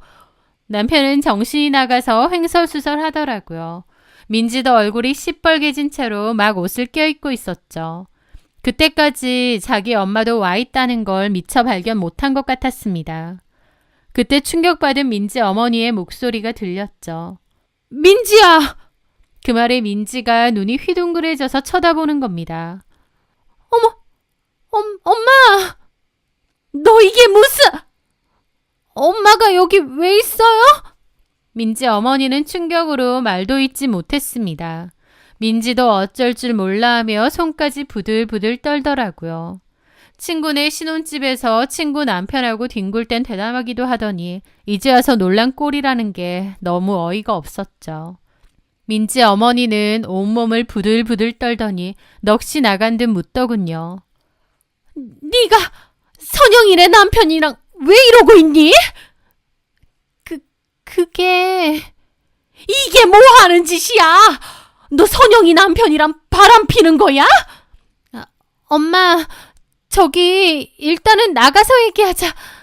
지켜보던 저는 차갑게 말했습니다. 나가긴 어딜 나가? 그 말에 민지와 남편이 저를 쳐다보더라고요. 저는 다가가 남편의 뺨을 사정없이 때렸죠. 시어머니는 그 와중에 자기 아들 때린다고 저를 말리려고 하는데 저는 시어머니까지 뿌리쳤습니다. 저는 민지도 때리려고 손을 들었어요. 민지는 아무 말도 않고 가만히 있더라고요. 저는 민지를 때리지는 못하고 가만히 노려보는데 그 순간 갑자기 민지 어머니가 소리를 지르며 울면서 민지를 개패듯이 때렸습니다. 야, 이 망할려나! 이게 뭐 하는 짓이야! 네가 미쳤어! 어머니는 정말 죽을 듯이 민지를 때렸고 민지는 아무 말도 못하고 처맞고 있더라고요. 민지 어머니는 그러다가 바닥에 주저앉아 꺼이꺼이 우셨습니다. 자신의 딸이 평생을 경멸하고 저주하던 당신의 남편과 똑같은 짓을 저지른 걸 보고 무너지신 것 같더라고요. 내가 뭘 잘못해서 내 딸이 지압이랑 똑같은 짓을... 네가 어떻게 이런 짓을 저질러! 민지 어머니는 가슴을 치며 그 자리에 주저앉아 아이처럼 통곡하기 시작했습니다. 그 울음소리는 단순한 슬픔이 아니었습니다. 자신의 삶 전체를 부정당하는 듯한 처절한 절규였죠. 저는 그 모든 광경을 참혹한 기분으로 지켜봤습니다. 민지도 울면서 잘못했다고 빌더라고요. 그런데 그걸 지켜보는 저는 배가 너무 아파왔습니다. 갑작스러운 극심한 진통이 느껴졌고 저도 모르게 바닥에 쓰러졌어요. 다급하게 119를 부르는 소리가 희미하게 들렸고 기억을 잃었습니다. 그리고 깨어나고 보니 유산을 했더라고요. 남편도 시부모님도 저에게 아무 말도 할 수 없었죠. 그 충격으로 아이까지 사라지고 나니 너무 괴롭고 힘들더라고요. 그리고 들어보니 제가 실려가고 나서 민지 어머니도 충격으로 혼절하셨다고 했습니다. 그래서 저도 실려갔지만 민지 어머니도 실려갔다고 했어요. 민지 어머니는 딸에 대한 배신감과 자책감으로 식음을 전폐하고 말문까지 닫으셨다고 했습니다. 민지는 자기 어머니 앞에서 잘못했다고 빌었다는데 민지 어머니는 보고 싶지 않다고 거절했다더군요. 사실상 어머니로부터 의절당한 거나 마찬가지로 쫓겨났다고 했습니다. 민지는 저에게 전화를 했고 울면서 자기가 왜 그랬는지 다 이야기를 했습니다. 자기는 아빠 때문에 남자한테 관심도 없고 결혼도 싫었대요. 그런데 저랑 남편이랑 알콩달콩 잘 사는 걸 보면서 저런 남자도 있구나 싶었답니다. 그러면서 제가 부럽기도 하고 제 남편이 더욱 좋아 보이기도 했대요. 자기도 모르게 제 남편에 대한 마음이 커졌다고 했습니다. 그러다 한 번은 저희 집에서 다 같이 영화를 본 적이 있는데 저는 영화를 보다가 피곤해서 먼저 잠이 들었거든요. 그래서 제 남편과 민지 둘이서 남아서 영화를 마저 봤는데 그러다가 눈이 맞았다고 했습니다. 울면서 저한테 미안하다고 변명 아닌 변명을 하는데 어이가 없어서 쓴웃음밖에 안 나오더라고요. 그래서 제가 물어봤습니다. 너희 아빠가 바람 피워서 너희 엄마 때리던 날 밤 내 방에서 같이 자면서 했던 말 혹시 기억나니? 민지는 아무 대답도 하지 못하고 그저 끄끄거리며 울기만 했습니다. 저는 그 위선적인 눈물이 역겨워 차갑게 말을 이었습니다. 나는 절대 우리 아빠처럼 살지 않을 거야. 바람 피우는 것들은 인간도 아니야. 우리 엄마처럼 누구도 고통받게 하지 않을 거야. 네가 분명히 그렇게 말했었지. 네 아빠를 그렇게 경멸하고 불륜을 혐오하던 네가 어떻게 내 집에서 내 남편이랑 그 더러운 짓을 할 수가 있어? 아무도 상처 주지 않을 거라고? 너는 지금 모두에게 상처만 남겼잖아.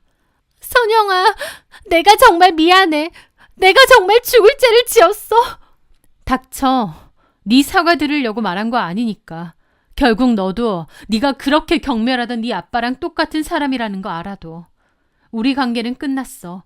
최우성하고도 이혼할 거고 내 애도 너랑 최우성이 죽인 거야. 평생 그 사실 명심하고 살아. 저는 그 말을 끝으로 조용히 전화를 끊었습니다. 더 이상은 그 어떤 말도 듣고 싶지 않았습니다. 장민지와 저의 관계는 완전히 끝이 났고 더 이상 어떤 변명도 사과도 의미가 없으니까요. 그 후 저는 이혼 전문 변호사를 찾아갔습니다. 제 남편과 장민지 두 사람을 상대로 최대 금액의 위자료 청구 소송을 진행해달라고 요청했습니다. 치열한 법적 공방이 이어졌고 다행히 제가 받아야 할 최대치의 위자료를 받아냈습니다. 그 후 가족들에게도 외면당한 장민지는 그 동네를 완전히 떠났고 이 사실이 남편의 회사에도 알려져 남편은 와이프 절친이랑 바람나서 이혼당한 남자로 손가락질 당해야 했죠. 모든 게 다 끝났지만 그 일은 저에게 평생의 한으로 남을 상처였습니다. 한동안은 회복이 안 되고 힘들더라고요. 하지만 나를 위해서 그리고 짧은 시간이었지만 내게 와주었던 아이를 위해서라도 꿋꿋이 이겨내고 행복해지기로 마음먹었습니다. 저를 배신한 그 두 인간은 자신들이 저지른 짓의 대가를 치르며 지옥 같은 삶을 살고 있을 거고 그들의 불행을 빌기 위해 더 이상 제 시간을 낭비하지 않기로 마음먹었거든요. 누군간 저에게 남편도 친구도 잃었다지만 저는 그렇게 생각하지 않습니다. 그것들은 겉으로는 제 남편이자 친구였겠지만 제 뒤통수를 치고 또 언제든 저를 배신할 수 있었던 인간들이었으니까요. 저는 그 독을 제 손으로 직접 도려낸 것뿐입니다. 과거는 바꿀 수 없지만 미래는 제 손으로 만들어갈 수 있기에 과거의 아픔은 묻고 행복하고 씩씩하게 살아가려고 합니다. 제 사연 들어주셔서 감사합니다.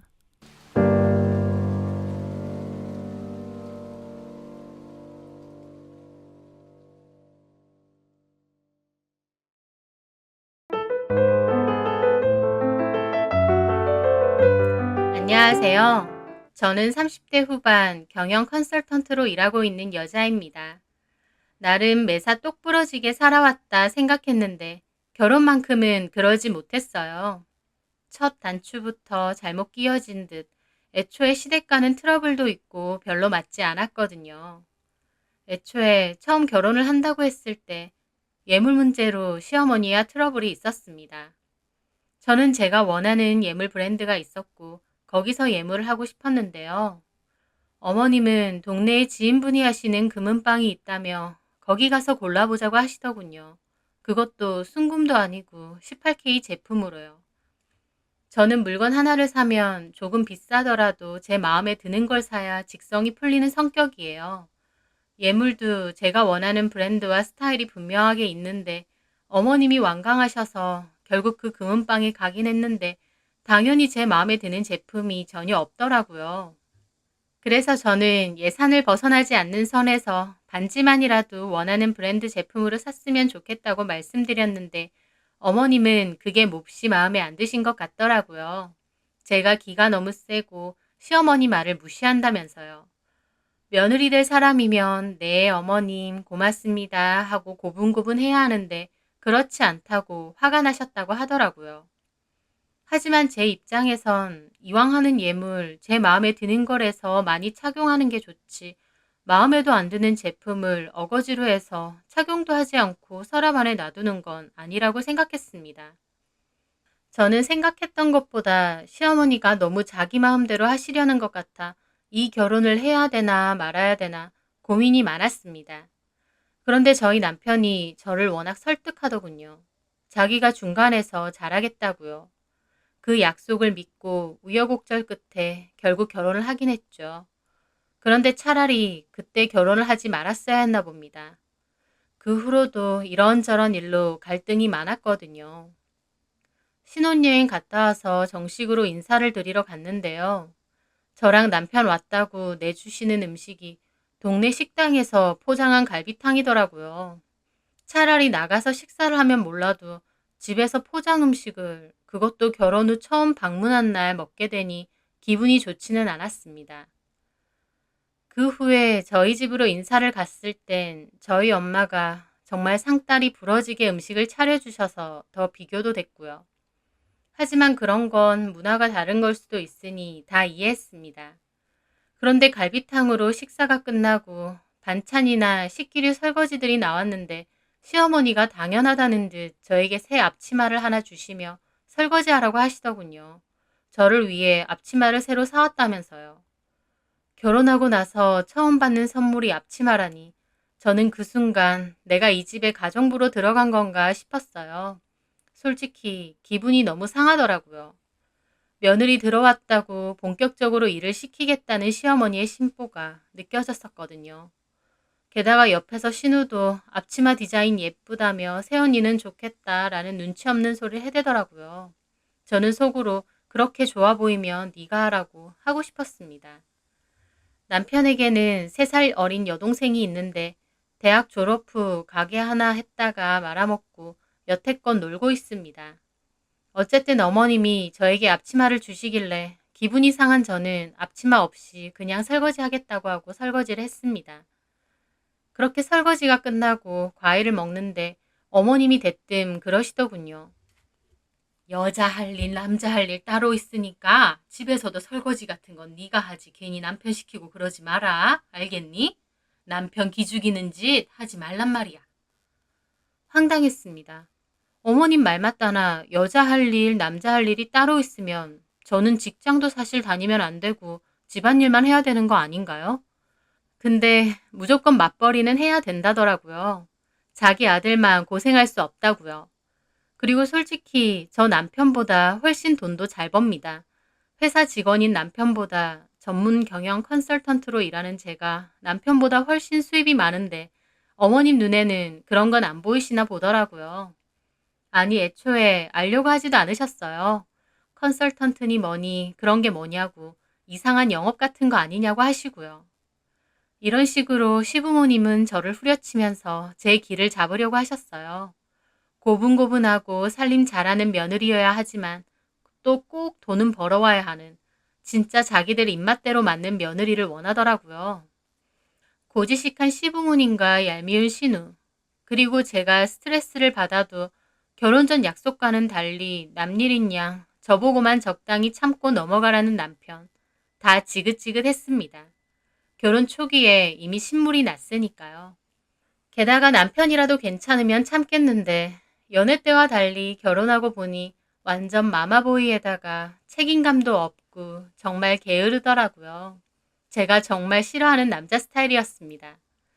저는 내가 이 결혼을 괜히 한 거 아닌가라는 생각을 신혼 초부터 늘 하고 있었습니다. 하지만 결혼도 내가 선택한 일이니 어느 정도 참고 감수해야 될 부분도 있다고 생각하고 있었어요. 그런데요, 제가 이 결혼을 무르고 싶다는 결정적인 생각을 한 일이 있었습니다. 저는 직업 특성상 출장을 자주 가거든요. 그래서 집을 비우는 일이 많습니다. 그런데 하루는 집에 왔는데 제 파우치랑 안에 들어있는 화장품 샘플들이 다 없어졌더라고요. 향수 샘플은 샘플이라 해도 따로 구매한 것들인데 그런 것도 다 없어지고요. 파우치도 명품 브랜드 파우치고 샘플들도 다 비싼 화장품 샘플들이라 제가 출장 가거나 여행 갈 때 쓰려고 일부러 모아둔 것들이거든요. 그런데 그게 싹 없어졌길래 남편에게 물어보니 남편은 아, 성훈이가 들고 갔어. 이렇게 아무렇지 않게 말하는 거예요. 성훈이는 신우 이름입니다. 저는 좀 황당하더라고요. 신우가 저희 집에 온지도 몰랐는데 제가 출장한 사이에 와서는 제 파우치랑 샘플을 다 들고 갔으니까요. 언제 왔는데? 근데 왜 말도 안 하고 내 물건을 들고 가? 제 말에 남편은 오히려 황당한 얼굴로 말하더라고요. 어제 이 동네 왔다고 해서 내가 밥 먹고 가라고 불렀어. 온 김에 우리 집 구경하면서 자기가 평소에 써보고 싶었던 화장품 샘플이라길래 내가 통째로 들고 가라고 했고. 샘플인데 뭐 어때서 그렇게 정색을 해? 샘플이고 뭐고 제 물건인데 왜 함부로 만지고 들고 갈까? 너무 황당했습니다. 남편의 반응도 너무 어이없고요. 속으로 남의 물건은 함부로 갖고 가면 안 된다는 기본 상식도 없나 생각했지만 출장 갔다 와서 너무 피곤하기도 했고 또 한편으론 샘플 들고 간 걸로 너무 열내지 말자 싶기도 했어요. 그래서 그냥 알겠다고 대신 파우치는 도로 갖고 오라고 전해달라 했죠. 남편은 그게 뭐 얼마나 하냐고 그냥 가지라고 하라더군요. 나 참 어이가 없었지만 그때는 그냥 입씨름하기 싫어 넘어갔습니다. 그런데요. 그 후에 제가 또 타 지역으로 출장을 갈 일이 있었거든요. 그런데 가는 길에 남편이 전화가 왔더라고요. 시어머니와 시누이가 갑자기 저희 집에 놀러 오고 싶다고 했다고요. 저도 어차피 없으니 마음대로 하라고 했습니다. 그리고 다음날 일을 마치고 집으로 돌아온 저는 드레스룸에 들어갔다가 저번보다 더 황당한 광경을 목격하게 되었어요. 드레스룸 한쪽에 가방을 진열해 놓았는데 그중 몇 년 전 100만 원대로 샀던 명품 쇼퍼백이 감쪽같이 사라진 거예요. 그리고 옷도 몇 개가 없어지고요. 그리고 저번에는 샘플이라면 이번에는 제가 서랍 안에 넣어두었던 기초 화장품 본품들이 다 없어진 거예요. 가격대가 좀 있어서 명세점 이용하는 친구에게 부탁해서 사놓은 제품들인데 싹 없어졌더군요. 제가 놀라서 이게 어떻게 된 일이냐고 남편에게 따져 물었습니다. 그랬더니 남편 하는 소리가 어머님이나 신우가 갑자기 와서 자고 간 거라서 집에 입을 옷이 없다고 제 옷을 입었대요. 게다가 화장품도 없다고 저의 새 화장품을 말도 안 하고 뜯어 쓴 거였습니다. 자기들이 이미 손을 댄 거니 제가 다시 쓰긴 좀 그렇지 않겠냐며 집에 챙겨가서 쓰겠다고 했답니다. 그리고 더 대박은 그렇게 오시며 화장품을 마음대로 챙겨가는데 넣어갈 만한 쇼핑백이 따로 안 보인다며 드레스룸에 있던 저의 명품 쇼퍼백에다가 다 담아갔대요. 그 소리를 듣는데 저는 너무 기가 막히더라고요. 무슨 저희 집에 쇼핑 왔나요? 저번에도 그냥 한번 넘어가 줬는데 또 저한테 말 한마디 묻지도 않고 자기들 마음대로 제 옷을 입고 화장품을 쓰고 거기다가 가방까지 갖고 갔다는 게요. 당연히 신우는 저번 파우치에 이어 그 쇼퍼백도 명품 브랜드인 걸 알았을 텐데 물건을 들고 갈 데가 없다는 이유로 그걸 마음대로 메고 간 것 자체가 기가 막히더군요. 한 번도 아니고 두 번이나 이런 일이 생기니 알고도 이런다는 확신이 들었습니다. 미쳤어? 저번에도 그러더니 남의 물건을 왜 마음대로 손대고 들고 가는데? 그럼 어떡해? 집에서 입을 옷이 없는데. 그리고 얼굴 씻고 화장품도 안 발라? 그런 것도 안 챙기고 뭐하러 갑자기 집에 오시는 거야? 집이 먼 것도 아니고. 엄마랑 성은이가 같이 외출했다가 내가 너 출장 갔다니까 집에 안 들리고 그냥 오게 된 거야. 온 김에 자고 간 거고. 아들 집에서 그럴 수도 있지. 이게 그렇게 화낼 일이야? 당연히 화나지. 한 번도 아니고 두 번이나 남의 물건 뒤지고 가져갔는데. 그거 듣다 보니까 말 이상하게 하네. 남? 물건을 뒤져? 우리 엄마랑 여동생이 남이야? 결혼했으면 한 가족이야. 말 진짜 섭섭하게 하네. 진짜 어이가 없었어요. 가족은 누가 가족인가요? 지한테나 가족이지 저한테도 가족인가요? 그리고 가족이면 이렇게 남의 물건 함부로 쓰고 들고 가도 되나요? 저는 기막혀서 그 자리에서 신우에게 전화를 걸었어요. 남편은 그런 저를 보고 쪼잔하다고 하고요. 네, 언니. 아가씨, 지금 뭐 하는 거예요? 저번에 내 파우치에 샘플 싹 들고 가더니 이번에도 내 화장품이며 옷이며 마음대로 들고 가고 거기다가 내 가방까지 들고 갔던데요? 오빠한테 말 못 들었어요? 입을 옷하고 당장 쓸 화장품이 없어서 좀 쓴 거예요. 그렇게 싫으면 돌려줄게요. 근데 언니, 돌려주면 그만이지. 왜 이렇게 화를 내요? 사람 무한하게? 오히려 별일 아닌데 왜 유난이냐는 식으로 뻔뻔하게 나오더라고요. 뭐가 잘못된 건지도 모르는 것 같았습니다. 아가씨, 돌려주면 그만이라뇨. 남의 물건을 그렇게 함부로 쓰고 돌려준다 하면 그만이에요? 아가씨 물건도 내가 마음대로 들고 가고 나중에 그냥 돌려주면 끝이에요?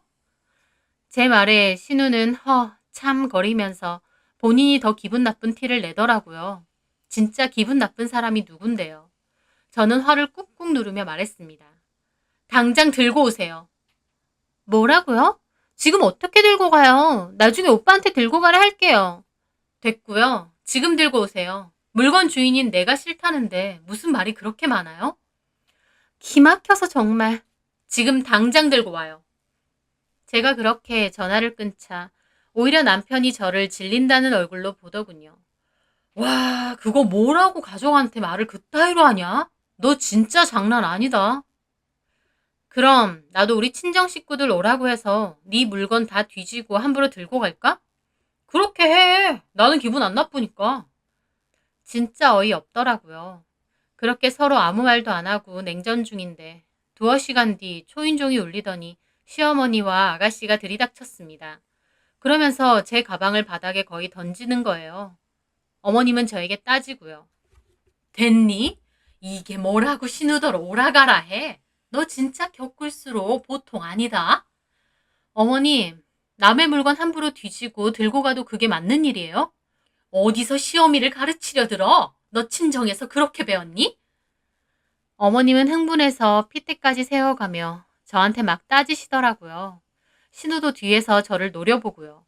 누가 잘못한 건지 참 기가 막혔습니다. 어휴, 진짜 더럽고 치사해서 눈치 보여서 어디 아들 집 놀러 나오겠어? 가자! 그러면서 어머님은 신우 데리고 확 가버리더군요. 남편은 엄마 하면서 쫓아가고요. 저는 부글대는 속을 겨우 달래며 제 가방을 열어봤어요. 화장품 뚜껑도 제대로 안 닫고 넣은 데다 집어 던지기까지 한 바람에 가방 안이 화장품이 다 새서 엉망이 됐더라고요. 그걸 보는데 진짜 얼마나 화가 나던지. 어쨌든 그 일 후에 남편과 저는 완전 냉전 상태로 지냈습니다. 서로 말 한마디 하지 않았죠. 남편은 저에게 미안하다고 하기는커녕 자기가 더 삐쳐있더라고요. 자기 가족에게 제가 너무 했다면서요. 저는 정말 정이 있는 대로 다 떨어졌어요. 그리고 어디 눈에는 눈, 이에는 이다 싶어서 이혼할 땐 하더라도 어디 두고 보자 싶었어요.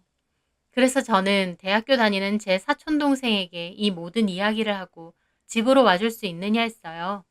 친동생만큼이나 잘 챙겨주고 친하게 지낸 동생인데 남동생도 제 얘기를 듣더니 자기가 더 화내면서 알겠다고 하더군요. 그렇게 남동생이 주말에 오기로 하고 저는 냉전 중인 남편에게 말했습니다. 영준이가 이 근처에 왔다가 집에 좀 놀러 온대. 아, 집에서 쉬고 있는데 왜 갑자기 불러? 그럼 네가 나가. 남편은 짜증을 내며 궁시렁대더군요. 그리고 잠시 후 남동생이 빵을 사들고 집에 왔습니다. 남동생은 웃으면서 저희 남편에게도 인사하는데 남편은 똥 씹은 표정으로 대면대면 굴더니 자기는 잠깐 나간다고 하며 자리를 피하더라고요. 딱히 약속도 없으면서 불편하니까 나간다는 겁니다. 그렇게 남편은 나갔고 남동생은 저랑 얘기한 대로 남편의 신상 운동화, 옷, 아끼는 피규어까지 몽땅 챙겨갔습니다. 누나 화이팅 하면서요. 솔직히 남편 보는 앞에서 챙겨가길 바랬는데 남편이 나가버리는 바람에 남동생은 그냥 챙겨가기만 했습니다. 그날 저녁 근처 PC방에서 대충 시간을 때운 듯한 남편이 들어왔고 곧 자기 물건이 없어진 걸 눈치채고 난리를 치더라고요. 그거 영준이가 오는 길에 신발하고 바지가 물에 젖어서 입고 갔어. 그리고 피규어는 신기하다며 집에 가서 좀 본다고 해서 내가 들고 가려고 했어. 제 말에 남편은 노발대발 하더라고요. 너 일부러 그랬지? 지금 복수하냐? 아니, 신발하고 바지가 물에 젖었는데 어떡해. 왜? 가족끼리 아까워? 제 말에 남편은 얼굴이 시뻘개져서 따지더군요. 미쳤어? 바지고 신발이고 젖었으면 말려서 가면 되지. 남의 걸 왜 갖고 가? 도둑이야? 당장 들고 와. 그 피규어 얼마짜린 줄 알아? 저도 그 말에 빡 돌더라고요. 그래서 일어나서 따졌습니다. 진짜 웃기고 있네. 니네 가족이 저지른 짓은 가족끼리 그럴 수 있는 일이고 내 가족이 저지른 건 도둑이야? 너도 진짜 대단하다. 그렇다고 네 사촌 동생까지 불러서 똑같이 이러냐? 너나 시킨다고 오는 그 네 사촌 동생이나 이렇게 똑같이 하니까 속 시원해? 어떻게 똑같아? 갑으로 환산해도 내게 훨씬 비싼데. 네 동생이 들고 간 내 쇼퍼백 안에 화장품 새서 엉망됐어. 그건 알고 까불어. 생각 같아선 네 여동생하고 너네 엄마 신고하고 오늘 영준이가 들고 간 피규어도 그냥 다 부셔버리라고 하고 싶어. 제 말에 남편은 막 소리를 지르더라고요. 이거 완전 도라이 아니야? 그 말에 저도 눈이 돌아 따졌습니다. 나 도라이 맞아. 그럼 너랑 니네 가족은? 거지고 도둑들이냐? 뭐? 그렇게 저와 남편은 그날 정말 심하게 싸웠어요. 연애 때도 별로 싸워본 적이 없는데 그날은 정말 심하게 고성방가가 오갔죠. 그리고 남편은 화가 난다며 집을 나갔는데 아마 시댁으로 간 모양이더라고요. 다음날 어머님이 연락이 와서 화가 잔뜩 나서는 퇴근하면 바로 시댁으로 오라고 하시더군요. 저는 알겠다고 하고 법원에 들려 이혼 서류까지 챙겨갔습니다. 제가 집 안으로 들어가자마자 어머님은 소리 지르고 난리치더군요. 처음부터 마음에 안 들었어. 시어머니가 좋은 마음으로 예물해주려고 하면 감사합니다 할 것이지. 브랜드니 어쩌니 머리에 똥만 차가지고. 그러니까요, 어머님. 그때 결혼 엎었어야 했는데 제가 뭘 보고 이 결혼을 진행했는지 뭐에 씌인 것 같아요. 뭐가 어째? 너는 시어미고 시누이고 눈에 뵈는 것도 없니? 네, 없어요. 그게 뭐 그렇게 대단한 건가요? 어머님 착각하셔도 대단한 착각하시네요. 어머님 아들이 뭐 엄청 대단한 줄 알아요? 놓치면 안 될 정도로 아까운 그런 남자인 줄 아느냐고요. 저요, 이제라도 결혼 물릴 수 있으면 물리고 싶은 사람이에요. 뭐야? 제 말에 남편도 발끈하더라고요. 말 다 했냐? 아니, 나 진심으로 너랑 결혼한 거 후회해. 그리고 지금이라도 그냥 그만하는 게 낫지 않나 싶어. 상식도 없고 개념도 없이 남의 물건 마음대로 들고 가는 그런 집구석하고 더 이상 상종 못하겠거든. 게다가 남편이라는 건 완전 마마보이에다가 싸웠다고 쪼르르 가서 일러 바치고. 저는 그러면서 가방에서 이혼 서류를 꺼내 식탁 위에 탁 올려놨습니다. 이혼 서류야. 내 건 사인했으니까 너도 사인해. 누구 맘대로 이혼이야? 진짜 웃기는 게 서로 갈 때까지 간 상황인데도 남편은 그 와중에 누구 맘대로 이혼이냐며 난리치더라고요. 끝까지 제가 원하는 대로 안 해주겠다는 심보였습니다. 마음대로 해. 협의 안 되면 소송으로라도 너 그리고 너네 집안이랑 끝낼 거니까. 가족 같은 소리 하네. 필요할 때만 가족이야? 애초에 무슨 노예들인 것처럼 굴 땐 언제고. 나 이제 너네 집이랑 더 이상 가족 안 해. 그러니까 끝내. 저는 그렇게 말하고 시댁을 떠났습니다. 솔직히 그러고 나오는데 속이 다 시원하더라고요. 처음 아니다 싶었을 때 더 빨리 끝내지 못한 게 한이다 싶을 정도로요. 그 후에 남편은 이혼 못 해준다고 버텨서 협의 이혼은 물 건너갔고 결국 소송 중입니다.